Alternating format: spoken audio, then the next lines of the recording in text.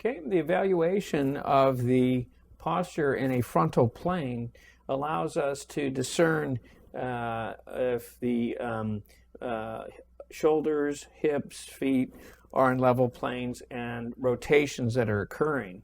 For this patient, as we can see, that the shoulders are rolled forward in the manner that is why we're seeing the back of her hands. She has this presentation. The only way a person can show you that, this is a normal presentation, and the only way that we can show the back of our hands is either to rotate like so, which is pretty uncomfortable, or to lean forward in this way, which is what you're looking at right now. The feet are divergent, okay? They're apart. They are this way because the person is leaning forward, and they need that in order to keep them stable. If you lean back with your feet like this, it is quite an unstable relationship, and this is what we're looking at.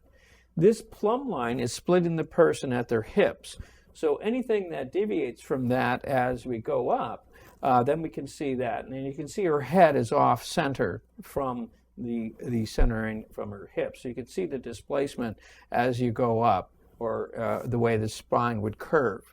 Okay. With the patient in the sagittal position here, it demonstrates the extreme forward head posture that we described earlier. For every inch the head is forward of the shoulder, it adds 10 pounds of weight to the cervical and lumbar spine. So there's excessive curvature in this area here. If we draw a line from the heel to the hip, to the shoulder, to the ear, you can see this kind of W appearance that is very classic for a patient who has a TM disorder. But we are just using this sagittal representation as an overall view to be able to discern pathology and give a control so that later we make the correction and see the changes in posture.